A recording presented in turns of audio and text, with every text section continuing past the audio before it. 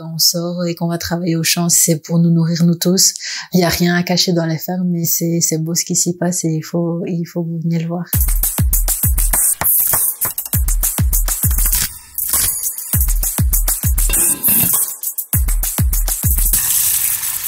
On mange quoi demain ? Ah, l'alimentation. Voilà un sujet qui concerne tout le monde. Et si on remettait nos habitudes en question ? Cette saison, on va parler de ce qu'on met dans nos assiettes, d'agriculture, de potager, de produits locaux et de saison. On tentera de répondre ensemble à la question « On mange quoi demain ?» Au mois de mars, on est allé rencontrer plusieurs agriculteurs et agricultrices. Des personnes passionnées, passionnantes, animées par la même envie. Nous nourrir bien, et dans le respect de la nature et du vivant.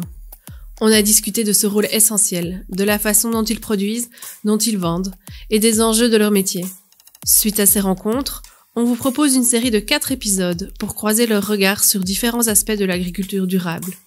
Histoire de découvrir un peu mieux leur métier, et aussi à quel point ils ont besoin de notre soutien à nous, les mangeurs et mangeuses. Dans ce premier épisode sur 4, on va faire leur connaissance et découvrir quelles pratiques écologiques ils et elles mettent en place. Allez, on vous emmène à la ferme ? On mange quoi demain ? Rencontre avec des producteurs et productrices. Épisode 1, c'est parti !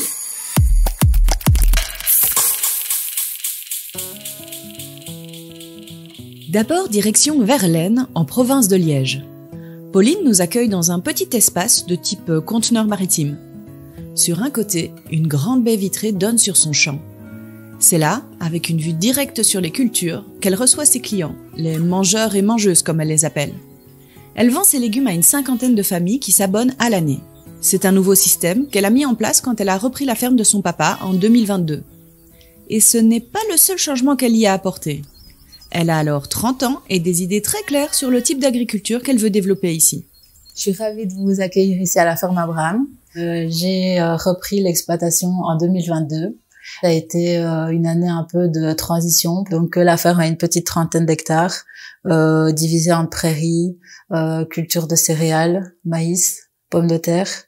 Avant, il y avait un troupeau bovin. Il y avait des blancs bleus que j'ai décidé, avec un grand pincement au cœur, de laisser partir pour faire quelque chose qui me ressemblait plus, essayer que ce soit plus facile. Et donc, il y a des moutons qui ont rejoint la ferme. Ce qui me prend le plus de temps et qu'on a le plus développé, c'est les légumes. Donc, du maraîchage bio, dit sur une petite surface parce qu'on est sur 1,5 hectare. Donc ça, c'est le pôle qui me prend le plus de temps et en même temps, c'est la partie en superficie la plus petite de la ferme. En bio, donc je vais désherber moi-même. Je passe entre chaque légume avec mon petit outil, je désherbe moi-même ou alors voilà, je mets à 4 pattes ça à la main quand c'est des légumes fort serrés comme les carottes, ben ça voilà, on sait même pas y aller avec un outil, c'est à 4 pattes. Donc voilà un exemple où il y a pas de pulvérisation pour les adventices, mais désherber à la main. Je sème une ligne de fleurs le long des légumes pour avoir les pollinisateurs. Les plants sont achetés bio, les semences aussi, donc elles ne sont pas traitées. Il n'y a pas de traitement sur les légumes non plus. On garde un œil sur une éventuelle maladie ou sur un insecte qui viendrait grignoter le plant, mais la première saison, il n'y a pas eu de problème. Donc j'espère que ça va continuer sur la deuxième. La parcelle était bien propre, donc oui, quand un abonné passe ici sur l'étal qui va prendre une courge, qui va me demander est-ce que je peux la mettre telle quelle dans ma soupe ou la cuire telle quelle au four, est-ce que je peux manger la peau? Mais oui, il y a absolument rien dessus. Donc oui, tout ça est important. En premier pour l'environnement, mais c'est aussi mon lieu de travail. Donc voilà, c'est des conditions. Il y a un reportage qui est ressorti il y a pas longtemps. Quelqu'un qui va aller pulvériser avec des produits qu'on voyait toute sa salopette, tous ses gants, il avait même quelque chose sur la tête, des lunettes, il était quand même contaminé. Alors que c'était un équipement de travail qui était homologué, je vais dire. Il avait encore quand même des résidus sur lui. Donc oui, ma santé d'abord.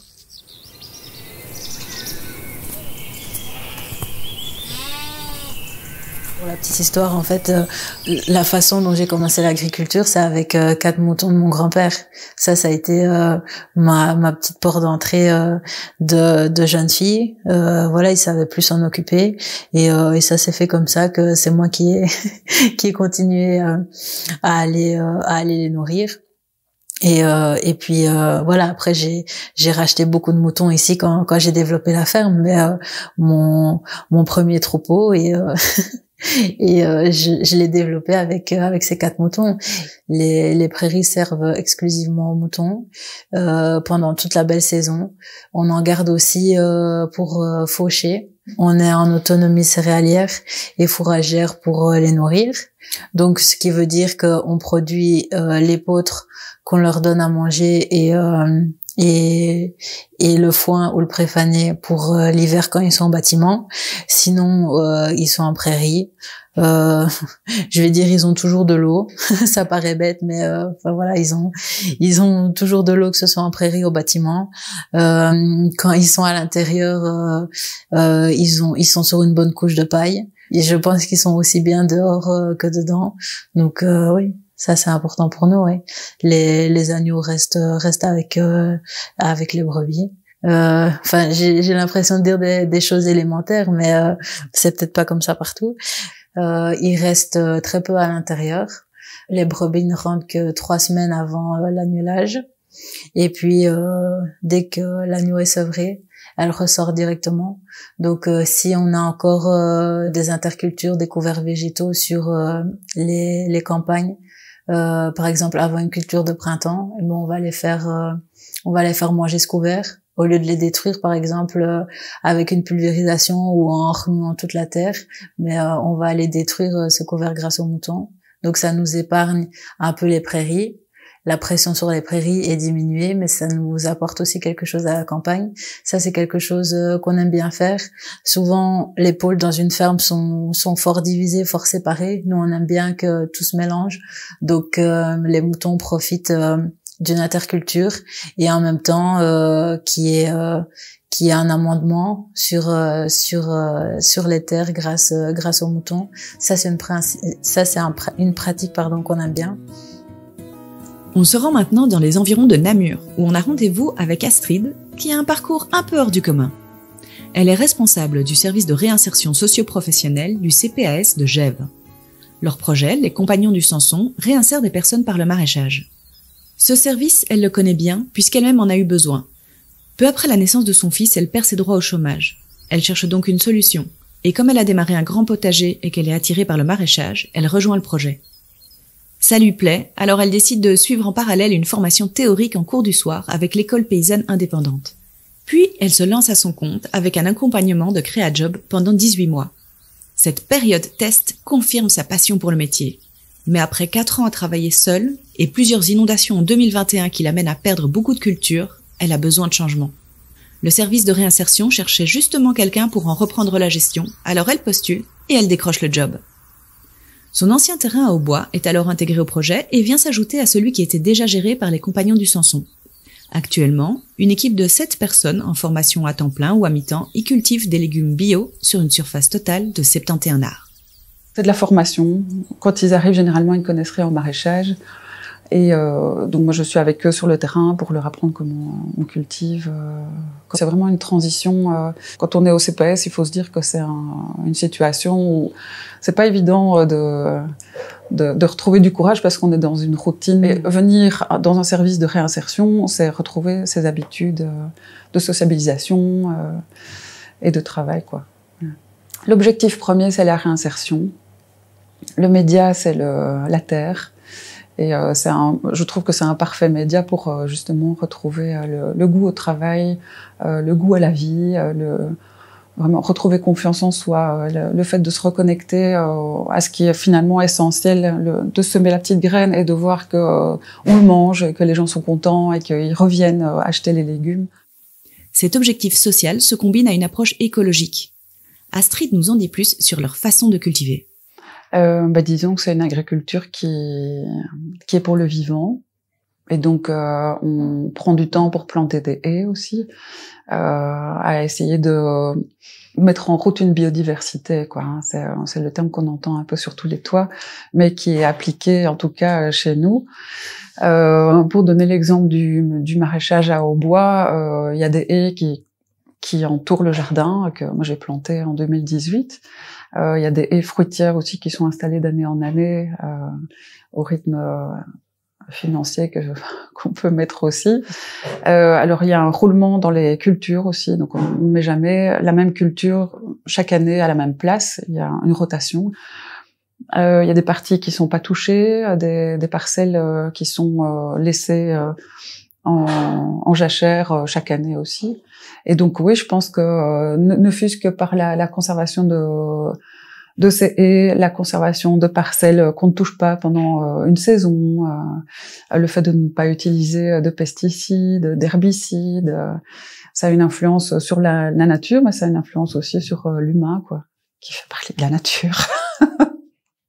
Moi, j'ai fait le choix depuis le début d'utiliser le moins possible d'engins motorisés, parce que je trouve que le lien à la terre avec les mains, c'est vraiment quelque chose qui nourrit.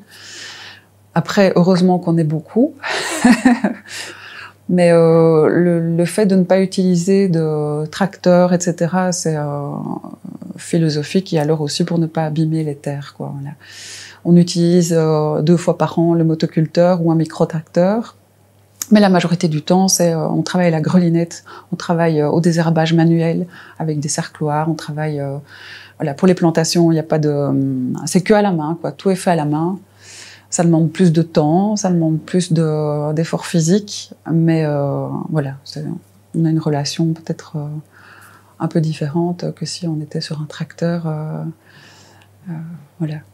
Nous, on cultive toute l'année aussi dans les serres, donc on a des verdures qui sont aussi là l'hiver, donc c'est tout le temps rempli. En hiver, ça végète un petit peu plus, mais du coup, au printemps, tout redémarre, pour peu qu'il fasse 10 degrés dehors, mais qu'il y a du soleil, il fait 25 degrés dans la serre, quoi. Donc, et l'avantage des serres, c'est que donc le légume est protégé. Les tomates, on ne pourrait pas les mettre dehors, par exemple, parce qu'il y a trop de risques de développement du mildiou. Je parlais de la précocité aussi. On va pouvoir mettre nos tomates au 20 avril, on peut déjà mettre les tomates dans les serres, quoi. Et si on est au courant qu'il y a une gelée, voilà, je pense pas qu'il y aura ça cette année, mais s'il y a une gelée qui arrive, on peut les recouvrir d'un voile blanc qui va les protéger. Je vais parler aussi des pesticides qu'on n'utilise pas, et pour dézinguer les pucerons ou quoi qu'on trouve sur les légumes, c'est beaucoup d'observations, on fait beaucoup à la main, et alors on observe aussi les prédateurs. Voilà, quand j'ai des pucerons, je sais que je dois regarder s'il n'y a pas des coccinelles, et généralement quand les pucerons arrivent, on commence à avoir des larves de coccinelles qui arrivent aussi sur les plants. Et donc voilà, c'est une observation et un roulement, et généralement voilà, ça se règle un peu comme ça, en fait. On perd un petit peu, mais on perd pas tant que ça. Voilà. En tout cas, encore une fois, on n'est pas des indépendants. Donc, on a, entre guillemets, une obligation de faire bouffe dans nos finances. On ne doit pas faire du bénéfice comme une entreprise indépendante, quoi. Donc, je dis pas que ça me laisse des libertés pour perdre des cultures entières, mais je peux être un peu plus souple par rapport à ce truc. Et alors, je trouve que d'un point de vue humain, c'est aussi nous mettre vraiment en relation avec la nature et l'environnement. Et bien justement, un indépendant, on est retourné en voir un à Lierneux, à la ferme de Haute-Mont-Île. On est en Haute-Ardenne, à 2 pas de la baraque de Fréture, à environ 550 mètres d'altitude, entouré de prairies et de villages. Jean-Louis élève ici un troupeau de près de 300 veaux et vaches sur 240 hectares, répartis entre prairies principalement, et culture de céréales pour la nourriture des animaux. C'est une ferme familiale où il a commencé à travailler en 87, alors qu'il n'avait que 17 ans. Son fils vient de le rejoindre pour se préparer à reprendre la ferme à l'avenir, et son papa, pourtant retraité, continue de donner un petit coup de main chaque jour. Ils produisent du lait qui est vendu en grande surface, entre autres, parce que Jean-Louis est surtout l'un des fondateurs de la coopérative Pure Ardenne qui a créé le lait de la baraque. Derrière cette marque, que l'on retrouve notamment dans les magasins de circuit court, il y a 8 producteurs laitiers qui ont décidé de reprendre la maîtrise de toute la chaîne du lait, de la production à la commercialisation. On y reviendra en détail dans un prochain épisode. Mais pour l'instant, Jean-Louis nous parle de son cadre unique et du type d'agriculture qu'il y mène. Fondamentalement, l'agriculture ici, dans cette région-ci, a toujours été durable. Parce qu'on a un type d'élevage, de production animale, que ce soit laitière ou viandeuse, suivant les exploitations, qui ont été toujours très liés au sol et à la prairie. Le nombre de bovins est toujours en rapport avec les surfaces disponibles et les fourrages disponibles dans l'exploitation. Dans la majorité des exploitations, et notamment dans la mienne, il n'y a pas d'achat de fourrage extérieur. Donc, et de par le fait d'avoir une grande surface de prairie aussi, il y a très peu d'intrants phytosanitaires, ou pratiquement pas. Donc voilà, et par la surface importante aussi de prairie permanente, on a, une fixation du carbone importante au niveau des sols. Et ça est tout un cercle vertueux qui se crée avec les bovins, parce que les bovins amènent de la fumure organique. Et voilà, il y a un cercle vertueux qui se crée et qui est vraiment typique à la Haute-Ardenne. Disons que la spécificité chez nous, c'est notre cahier de charge au niveau pâturage. Donc on a fixé des jours de pâturage à 180 jours par an. Donc la norme légale qui est définie sur toutes les boîtes de lait en lait de pâturage, c'est 120 jours, donc 6 mois. Donc nous, on a mis la norme bien plus haut, donc ce qui oblige nos producteurs à profiter au maximum de nos espaces verts. On voulait protéger nos exploitations et avoir aussi un règlement, un cahier de charge qui est réaliste, qui est efficace. Parce qu'il y a beaucoup de laiteries qui ont des cahiers de charges c'est uniquement d'administratif, quoi. C'est juste pour mettre la pression au producteur et peser sur le prix du lait. Un cahier de charge qui est prévu pour réduire le prix du lait si tu ne réponds pas à telle et telle condition. Que ici, nous, on a vraiment établi un cahier de charge en rapport avec l'environnement et la durabilité. Un des avantages au niveau durabilité aussi, c'est que tous les veaux mâles, dans la majorité des exploitations laitières, tous les veaux mâles sont vendus à l'âge de 15 jours pour l'engraissement et puis la boucherie. Et dans notre exploitation, ils sont tous élevés pour la reproduction. Voilà, ils partent en moyenne entre l'âge de 12 et 15 mois dans d'autres élevages pour la reproduction. Donc au niveau de l'exploitation, il n'y a que les vaches en fin de carrière qui partent à la boucherie. Tout le reste et tous les autres animaux sont vendus pour vivre dans d'autres élevages. Les cultures, ce serait du froment d'hiver et du triticale, qui est un croisement qui s'est créé il y a une vingtaine d'années entre le seigle, qui était vraiment une céréale très rustique, et le froment d'hiver. Donc il y a un croisement qui s'est fait, et on appelle ça le triticale, donc qui a gardé une rusticité au niveau des maladies, une plus grande paille et un peu moins de rendement, mais il est très résistant à l'hiver, au froid, quoi. C'est une céréale vraiment des Ardennes. Oui. On est en autonomie, sauf sur la partie protéinée. Là, on a un cahier de charge qui est bien spécifique à notre petite coopérative, dans lequel on a interdit le soja et tout complément protéiné à partir d'OGM. Voilà, donc on travaille principalement avec des matières protéinées d'Europe ou même de Belgique, puisqu'on parle souvent de tournesol qui vient du nord de la France et de colza. Voilà, donc principalement et du lin aussi. Donc là, on a ciblé au mieux des apports de protéines plus durables et qui avaient moins d'impacts environnementaux.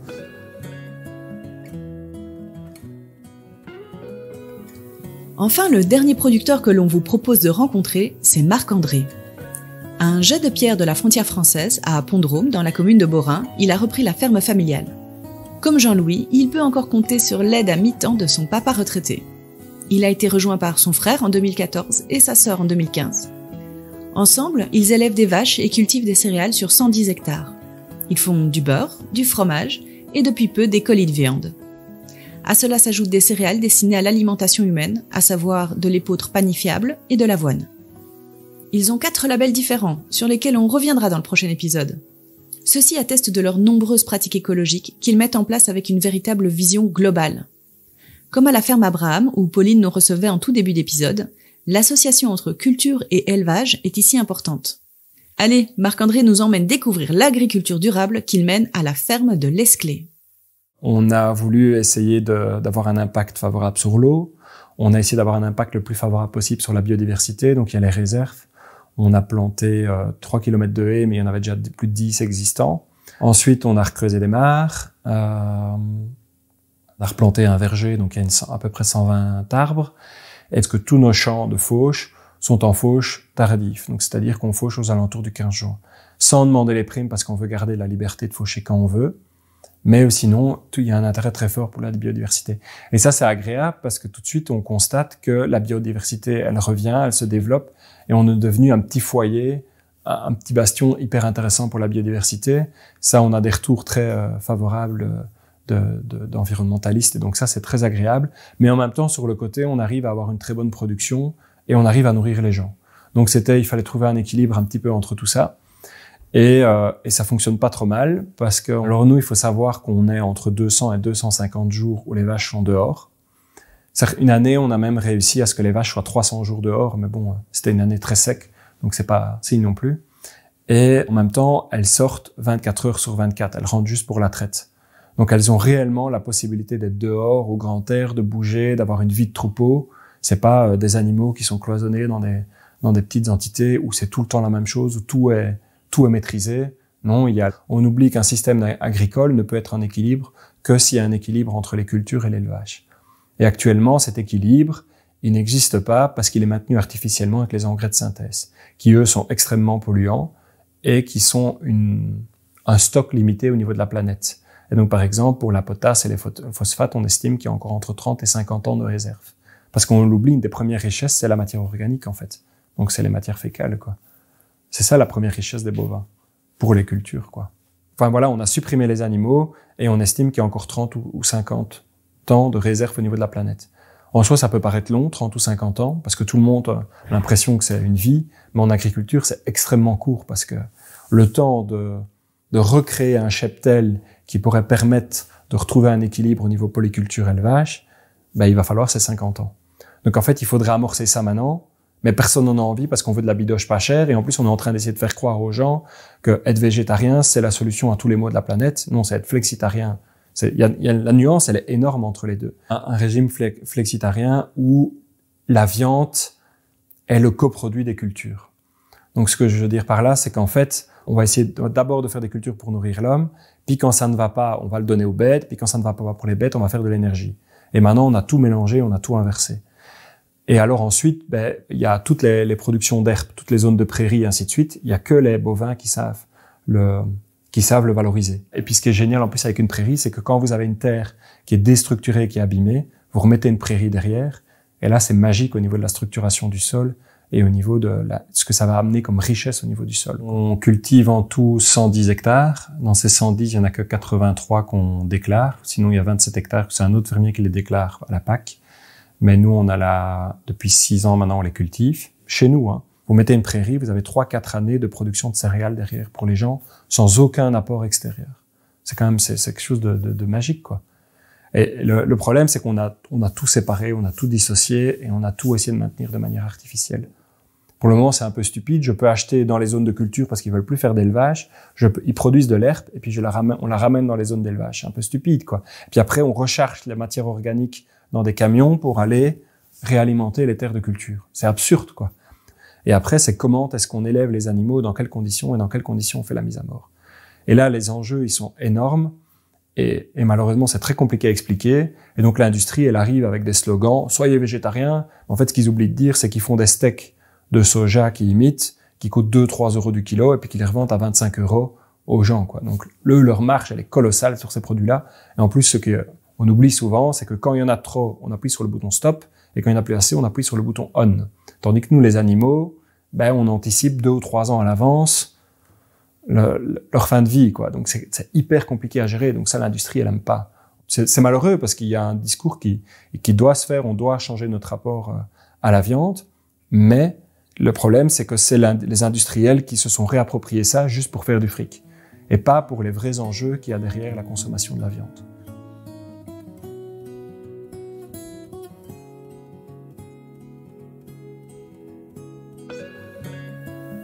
Voilà pour cette première rencontre où nous avons fait connaissance avec 4 agriculteurs et agricultrices. Même si vous ne l'avez pas entendu ici, ils n'ont pas manqué de nous évoquer la difficulté de leur travail, mais aussi le plaisir à le faire. Surtout quand ils reçoivent des retours positifs. Je me souviens d'un mail que j'ai reçu dernièrement d'un petit garçon de 6 ans à Liège. Oui, il m'a envoyé un mail, c'est peut-être sa maman qui l'a écrit, mais en fait, c'est un message de petit garçon. J'ai acheté votre lait, il est super bon. Voilà, merci beaucoup pour votre bon lait, Marc. Je lui ai répondu, ça fait bien plaisir et tu viens voir nos vaches quand tu veux. venez voir ce qui se passe dans les fermes pour essayer de dédiaboliser tout ce qu'on a pu dire que voilà, quand on sort et qu'on va travailler au champ, c'est pour avoir un produit final, en fait, pour nous nourrir nous tous.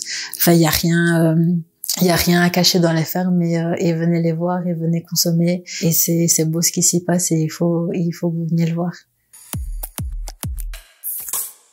Un très grand merci à Astrid, Pauline, Jean-Louis et Marc-André. On les retrouve la semaine prochaine pour discuter d'un autre sujet, les labels. On espère que ce premier épisode vous a plu.